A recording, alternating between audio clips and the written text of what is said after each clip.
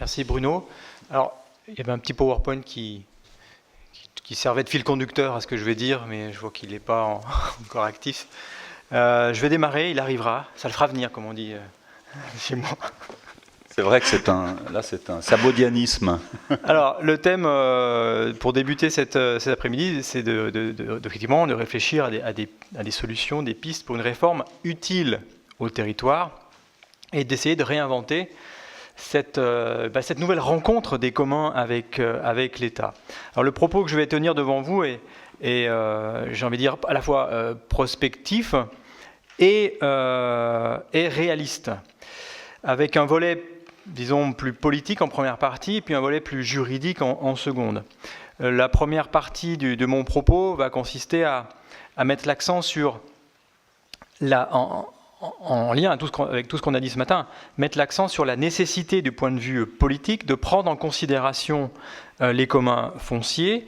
Et là, il est clair que cela revient en particulier aux législateurs. Et puis, sur le volet juridique, mettre en lumière les ajustements qu'il faudrait opérer, ajustements du droit en vigueur, du droit positif. C'est-à-dire qu'il faut à la fois laisser un espace aux communs fonciers dans notre système juridique, il faut leur trouver la bonne place et puis articuler leur action avec l'action des nombreux autres acteurs territoriaux. Alors sur le premier point, la nécessité au plan politique d'une prise en considération des communs. Les premiers éléments, c'est qu'il faut... est-ce que vous pouvez avancer le PowerPoint en même temps ? Il faut que l'État, quand je dis l'État dans ce propos-là, c'est pas simplement c'est l'État ou la sphère publique, la puissance publique au sens large, doit retrouver finalement sa boussole, au sens où il faut fixer un cap et quelque part réaffirmer la raison d'être des communs fonciers et leur intérêt social. Nous disposons, après 4 années de recherche et de nombreux échanges avec des élus, des ayants droit, des fonctionnaires, d'un état des lieux relativement clair, et pour prétendre que les communaux ne sont pas l'histoire ancienne que certains prédisent. Mais le constat du terrain, par de nombreux acteurs, c'est qu'en réalité, il n'y a pas de jugement très radical quant aux communs. Alors, bien entendu, ici ou là, vous pouvez trouver tel élu ou tel fonctionnaire qui va tenir un discours radical, il faut supprimer les communs. Mais de manière générale, ce n'est pas ce que l'on a entendu, nous, quand on a mené nos enquêtes. C'est pour ça que quand on voit certaines propositions de loi destinées à supprimer carrément des communs fonciers, on se dit qu'il y a un problème, il y a une incompréhension. Les acteurs locaux sont beaucoup plus mitigés parce que soit ils défendent les communs, ils les connaissent, ils les défendent, on a eu des exemples ce matin, soit, et c'est souvent ce qui ressort des propos tenus par les maires, soit ils doivent composer avec ce qu'ils nomment une complexité sur leur territoire. D'ailleurs avec un certain embarras, parce que les maires savent bien aussi, ou pressentent très bien ce que les communs peuvent apporter. Ils disent que les communs peuvent apporter de bonnes choses aussi au territoire. Ils savent aussi, parce qu'ils sont pragmatiques, les élus, que les administrations classiques peinent et peineront à relever seules les défis socio-écologiques, faute de moyens. Donc traiter ce sujet, c'est tenter de répondre à la fois à une demande exprimée par les communautés villageoises, reliées à ces communs, et encore très attachées aux communs, mais également, c'est tenter de répondre aux élus, aux attentes des élus des petites communes rurales. C'est-à-dire qu'il faut sortir les communs fonciers, consacrés depuis des siècles, d'une impasse ou d'un angle mort dans lesquels ils sont au regard du droit français. Il faut donc enclencher une toute autre dynamique. Je le disais tout à l'heure en aparté, c'est qu'il y a une petite musique très défaitiste en général dans les politiques publiques en France, et en particulier dans le milieu rural. Je crois qu'il faut faire cesser ce défaitisme et s'engager vers une autre dynamique qui est plus positive, puisque là, on tient là des outils très inspirants. En tout cas, chaque partie en conviendra, le statu quo tel qu'on le connaît actuel ne sert les intérêts ni de l'État dans son ensemble, ni des communautés concernées, ni des villageois. Il est temps de rentrer les fourches et de sortir par le haut d'un sujet complexe, nourri tant du droit en vigueur que de la jurisprudence et bien entendu des usages locaux. Les constats, ils ont été faits ce matin, je les rappelle très rapidement. Malgré un déclin, les propriétés collectives sont bien présentes en France, avec des statuts très divers, on l'a dit. Elles représentent un patrimoine substantiel. Si on met bout à bout le foncier des propriétés collectives, c'est le plus grand propriétaire foncier de France, et de loin. Elles disposent d'une capacité à gérer de manière prudente la ressource naturelle, en témoignent les paysages façonnés, les écosystèmes abrités. Elles sont là. Alors, c'est comme quand un journaliste du New York Times demandait à George Mallory pourquoi il gravissait les montagnes. Alors, il réfléchit, il dit, mais elles sont là. C'est parce qu'elles sont là. Mais c'est la même chose ici. Pourquoi s'intéresser aux communs fonciers ? C'est parce qu'ils sont là. Dès lors, faut-il supprimer cet héritage sous prétexte qu'il est ancien, parfois sous source de conflit, ou au contraire, faut-il considérer que c'est une formidable opportunité pour l'État qu'il n'a même pas à inventer, puisqu'ils existent, mais plutôt à reconnaître et à adapter pour sortir par le haut d'un sujet compliqué. Donc, bien entendu, ce propos, c'est la seconde option que nous retenons. Nous devons donc changer de méthode pour non plus ignorer cet héritage, mais le mettre en valeur. Il faut, selon nous, s'inspirer de cette mécanique qui fait primer les droits d'usage sur la propriété et représente par l'implication collective des individus dans la destinée de leur micro-territoire une manière utile d'habiter et d'être relié à la nature.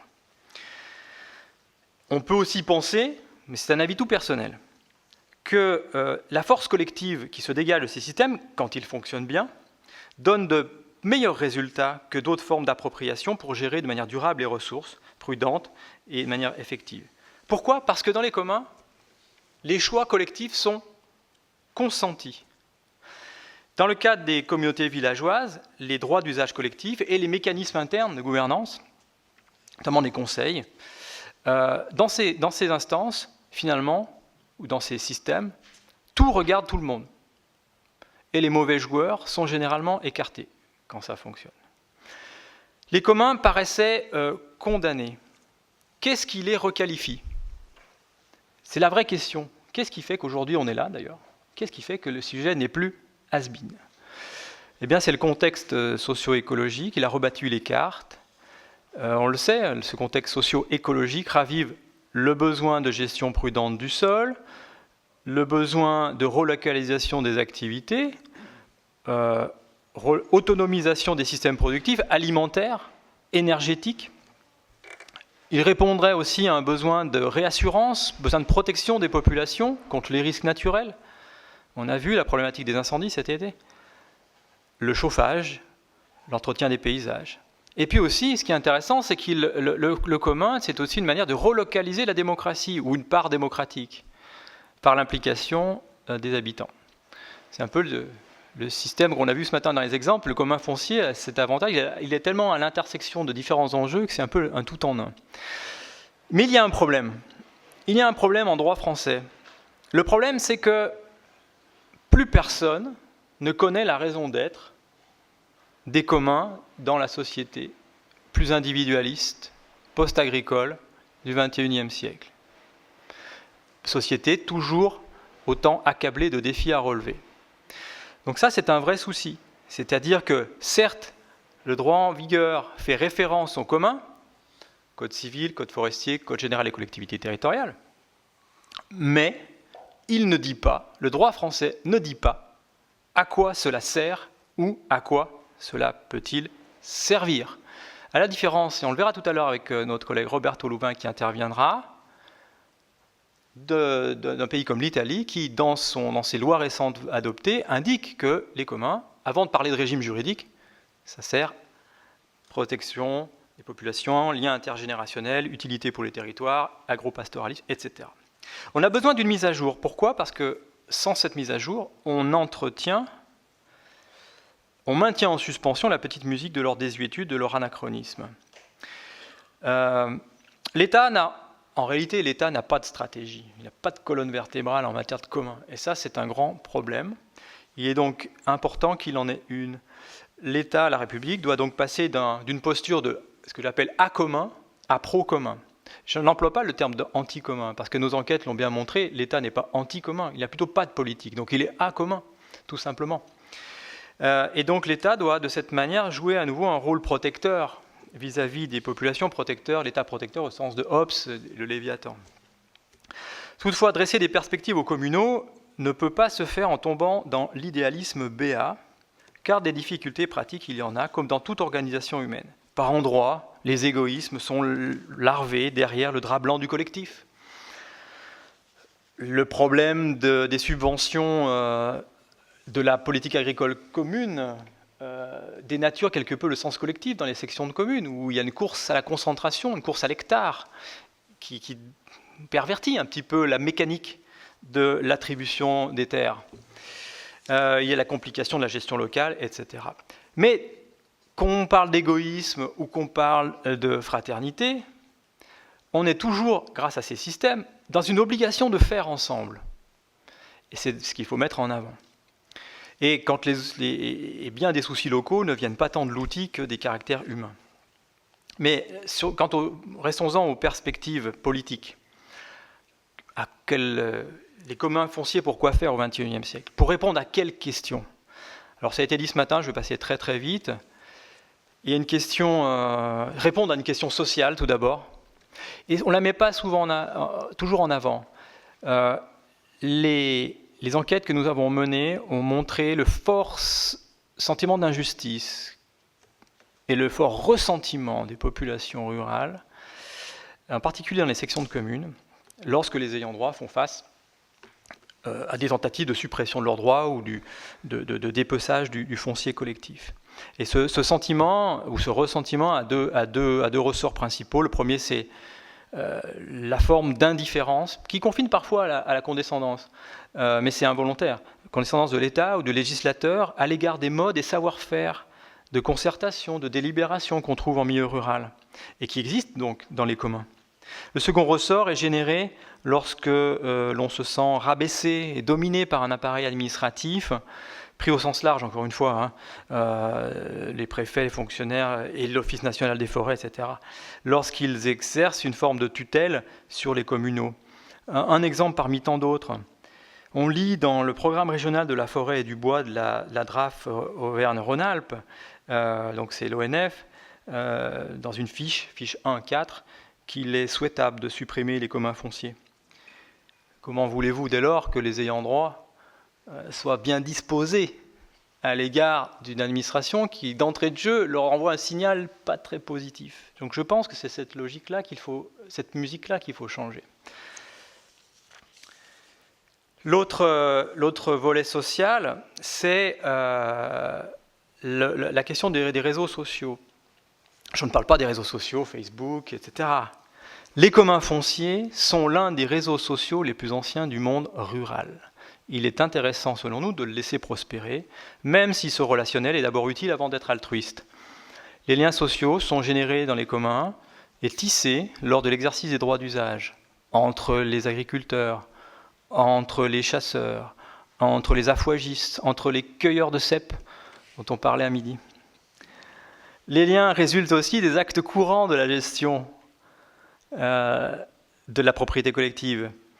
On parle parfois de faire les corvées, à l'ancienne, les corvées, mais la corvée, c'est jamais que des journées où on se retrouve tous, et puis au maximum, et où on nettoie les chemins, on cure les fossés, etc., et ça se finit par un bon repas, débroussailler, etc. Et puis aussi, il faut savoir que, et ça on le mesure jamais économiquement, quelle est la valeur des échanges d'informations sur les territoires entre les gens? Ici, on a repéré qu'un poteau est tombé. Ici, on a repéré qu'il y a un fossé qui est bouché. Ici, pensons aux incendies.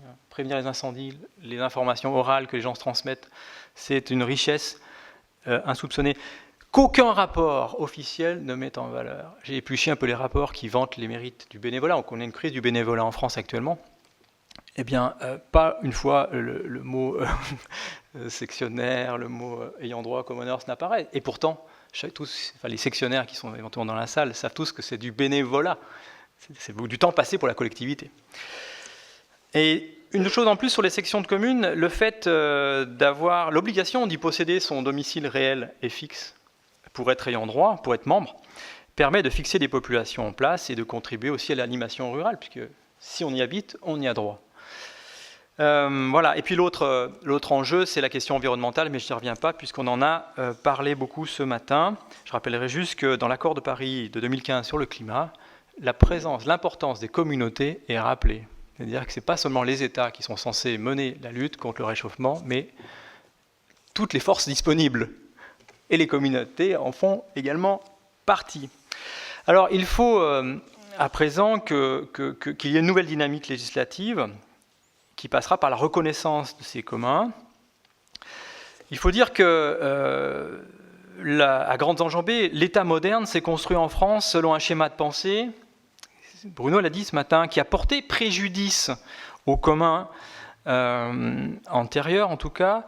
L'uniformisme, je schématise, a conduit à ce qu'on ait un code civil qui a prôné essentiellement un mode de propriété privée, même si on n'a pas enlevé totalement la propriété collective, la verticalité des institutions et un principe d'égalité entendu très strictement. Il apparaît donc que dans le contexte actuel juridique, politique, constitutionnel français, que l'État, le législateur en particulier, détient l'une des clés les plus importantes de la pérennisation des communs fonciers. C'est pour ça aussi qu'on est là aujourd'hui. Parce que modifier la loi sur ces sujets-là exige l'intervention du législateur. Parce que l'on touche aux droits et libertés fondamentaux. On touche aux droits de propriété d'une manière ou d'une autre. On touche au principe d'égalité. Voilà pourquoi l'État et les législateurs détiennent l'une des clés importantes. Alors, une autre clé de la résorption des problèmes ne vient pas de l'État. Elle vient des communautés elles-mêmes, qui ne doivent pas cesser leur implication, qui doivent même redoubler d'implication. Sinon, parce que les communs dépeuplés sont des communs en déshérence. Mais je rappelle que ce n'est pas parce qu'un commun est dépeuplé qu'il est mort juridiquement. Il peut tout à fait revivre si les gens s'investissent. Voilà les défis à mener, surtout dans une société plus composite, une société rurale plus composite et moins agricole. Donc dans un pays qui a, depuis 200 ans, glorifié un rapport individuel au foncier, inculqué l'idée que l'intérêt général relevait surtout des collectivités publiques, la propriété collective sera d'autant mieux soutenue qu'elle bénéficiera du soutien de la représentation nationale. Il faut donc un acte fort de la représentation nationale. Idem si l'on pense à reconnaître les spécificités territoriales que le droit constitutionnel moderne permet, et idem si l'on veut adapter le principe d'égalité pour disons, aller vers une égalité en considération ou en citoyenneté des individus. C'est un concept de Pierre Rosanvallon, et pas simplement principe d'égalité stricte. Parce que oui, ces systèmes ne sont pas tous égalitaires. Quand on est dans un club, si je peux dire, mais ce terme n'est pas forcément le meilleur, mais on a droit à certaines choses qu'on n'a pas ailleurs. Mais dans le club, par contre, le principe d'égalité prévaut. Alors maintenant, voyons, après cette reconnaissance bienveillante et politique des communs qui est nécessaire, comment on peut procéder à des ajustements techniques, juridiques de la législation, puisque la reconnaissance bienveillante ne suffit pas à elle seule. Donc c'est le deuxième point. Alors, peut-être pouvez-vous avancer là. Nous allons aborder quelques points, 4 points à vrai dire. Dans notre documentaire, on vous fera encore une fois passer les liens, à un moment, on a interviewé un chef d'entreprise et il dit « C'est plus compliqué que cela ne devrait être ». Et ça m'a interpellé cette phrase, et en effet, il faudrait que ce soit beaucoup plus simple. Ça devrait être plus simple que ce que l'on voit. Mais pour que ce soit plus simple, il faut que certaines choses soient revues. Puisqu'il faut aller dans 2 directions, améliorer les relations des propriétés collectives avec les autres acteurs du territoire et aussi répondre aux interrogations des maires qui se retrouvent confrontés à des difficultés lorsque les communs ne sont plus animés par l'énergie des individus ou faute de revenus. Donc il y a 2 grands axes de travail, à mon sens. C'est d'un côté, il faut redonner de la marge d'action et d'auto-organisation aux communautés dynamiques. Là où les gens sont mobilisés et impliqués, il faut de la liberté.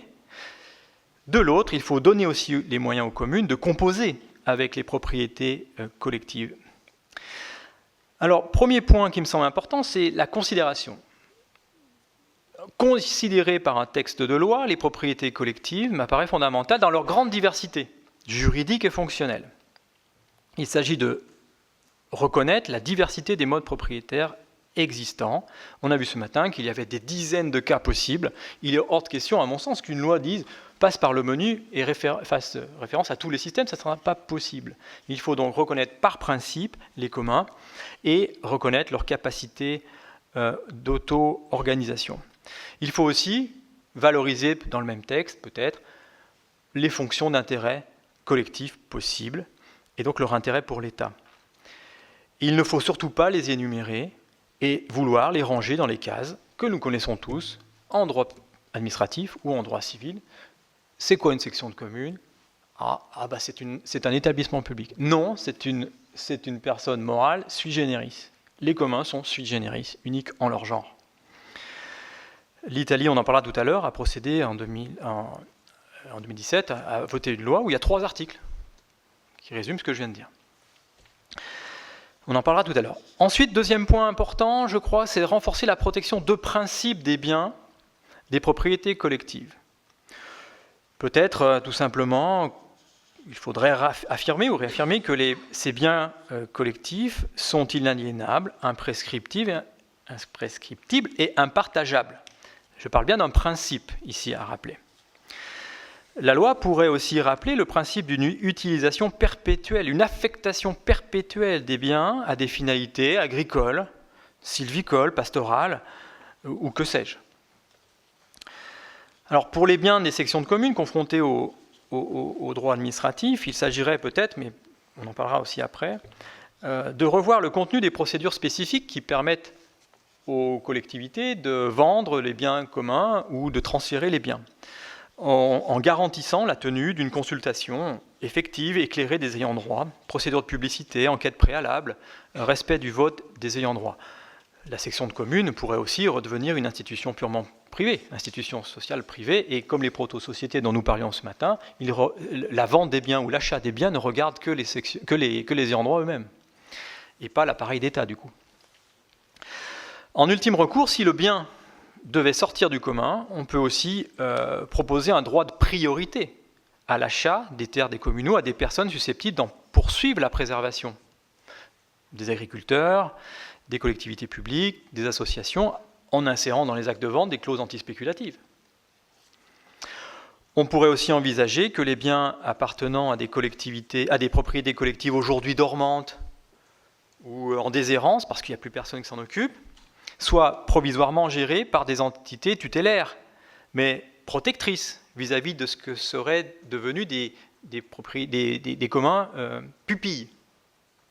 Des pupilles, en attendant peut-être le moment venu qu'on les réactive, en les gérant sous la forme d'une administration séparée. Alors ces entités qui pourraient gérer les communs, un peu, tout matin on parlait des ORE, mais on peut trouver plein de tiers susceptibles de prendre la main. Les communes, évidemment, historiquement, la commune politique, je veux dire, les conservatoires des espaces naturels, des associations, d'autres entités qui viendraient représenter une tutelle protectrice le temps que.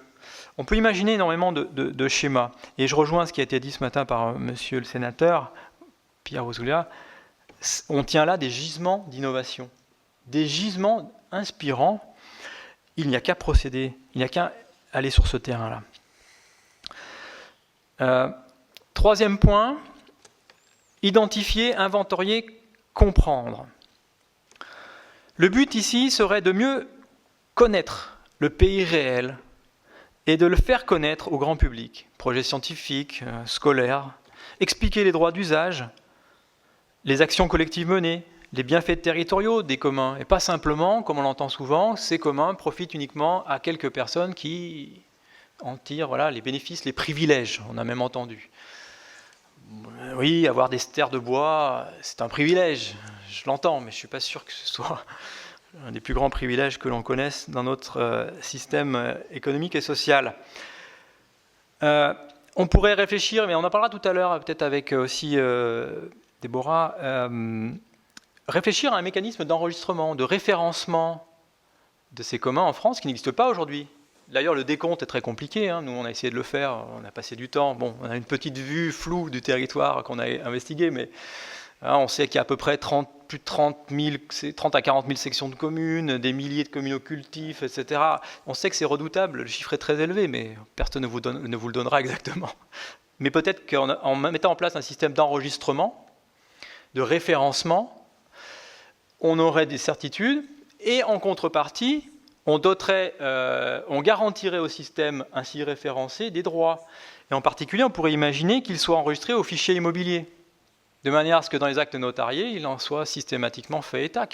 Parfois, les gens achètent héritent de biens, ils achètent un bien dans une section de commune, ils ne savent absolument pas qu'en même temps, ils mettent les pieds dans un monde parallèle, le commun. Et là, l'acte notarié pourrait être un vecteur aussi d'explication. Vous, certes, vous avez acheté une propriété ici, mais sachez qu'en même temps, vous allez devenir ayant droit de. Ça peut les intéresser ou au contraire les effrayer, mais ils sauront pourquoi. Ensuite, on viendra les chercher pour aller faire les corvées. Ou le barbecue du... Ouais, c'est dangereux. La corvée. Dernier point. Dernier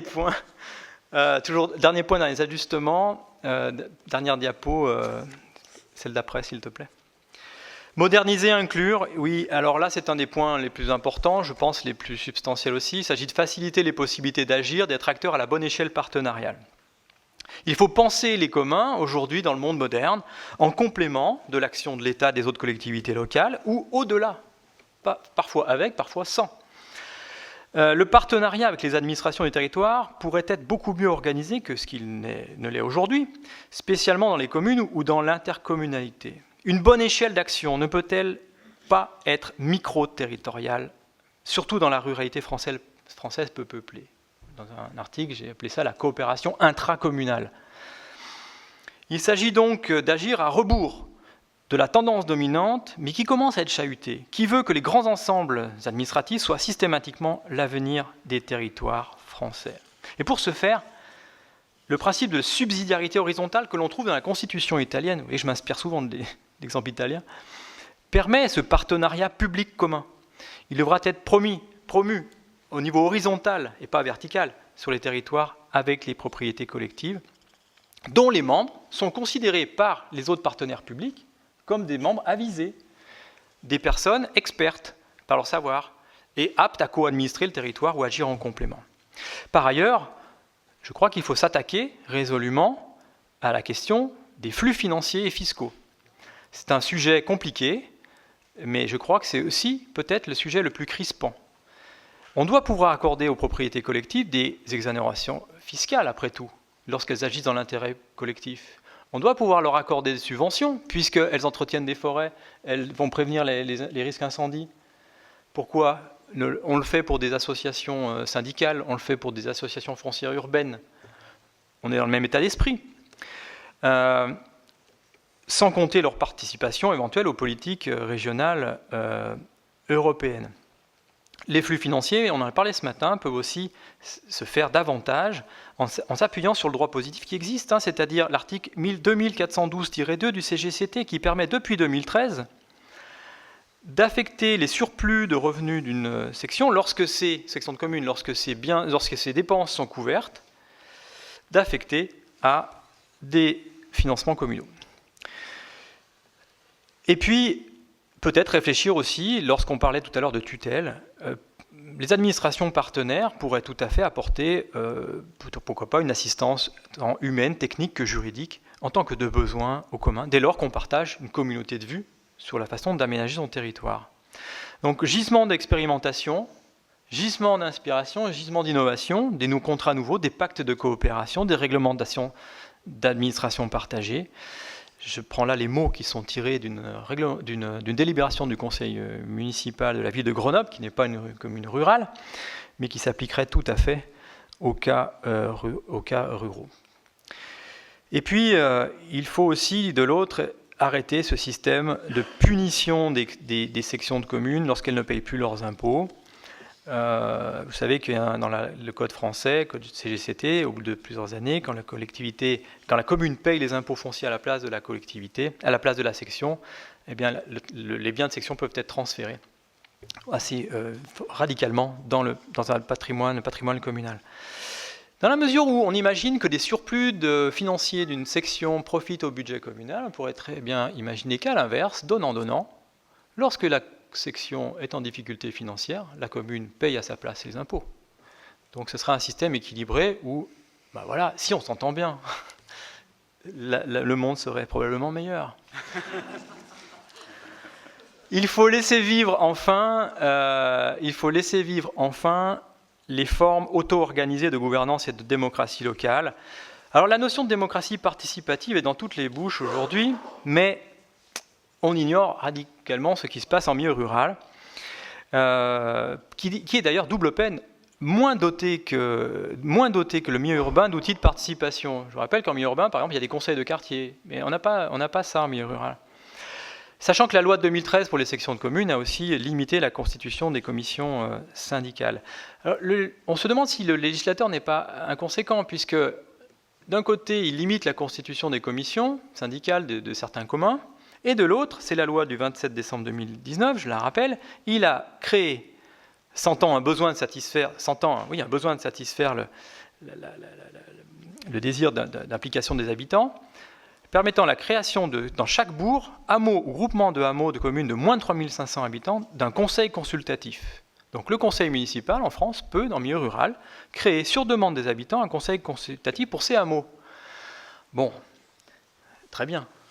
Enfin, il est quand même dommage de devoir recréer des instances alors que des entités existent déjà depuis 600 ans, si ce n'est pas plus.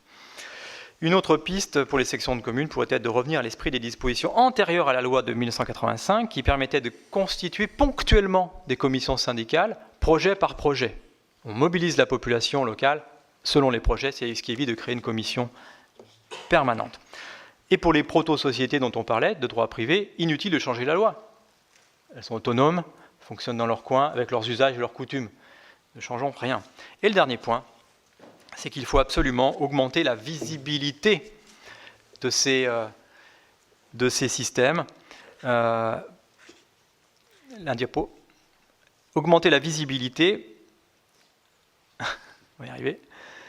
Ces instances, ces structures, ces institutions sociales n'apparaissent jamais dans les cénacles politiques ou institutionnels territoriaux. Or, dans les régions où elles sont encore nombreuses, c'est sûr qu'elles ont disparu par endroits, quand on a parfois 10 à 15, 20 même sections de communes, il y a plus d'une centaine de communes en France où il y a près de 20 sections de communes, 20 communs, pas tous dynamiques. Néanmoins. Mais il n'y a aucune représentation nulle part. Alors les pistes sont les suivantes. On pourrait tout à fait donner la parole à des représentants de ces structures, notamment au moment où on élabore les plans locaux d'urbanisme, parce qu'il est question de foncier quand même. Soit obligatoirement, soit à leur demande, l'avis. Ça me semble le minimum.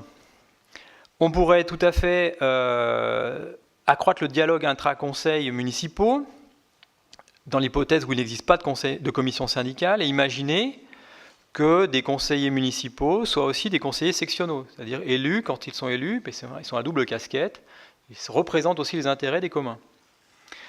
Rien n'empêche aussi les communes de créer un adjoint au maire en charge des communs. Il me semble que rien ne l'empêche. Réactiver également la notion de syndic qu'on trouvait dans le temps. C'est-à-dire une personne désignée par les ayants droit qui est leur représentant pour aller dans des instances, pour discuter. Au moins la commune ou d'autres entités ont un interlocuteur. Ce qui est un problème aujourd'hui, l'interlocuteur. Voilà quelques pistes que je voulais vous livrer. En conclusion, il est grand temps de ne plus occulter des pans entiers de la réalité sociale française et des possibilités de gestion collective du territoire. Les organisations et communautés d'ayants droit liées aux communaux sont dès lors de formidables sources d'inspiration et d'innovation politique, sociale et juridique. L'innovation, c'est une autre ressource méconnue du monde rural, attestée depuis des temps immémoriaux, Bruno l'a bien rappelé ce matin juridiquement, et cette ressource ne demande qu'à être ravivée. Voilà, je vous remercie.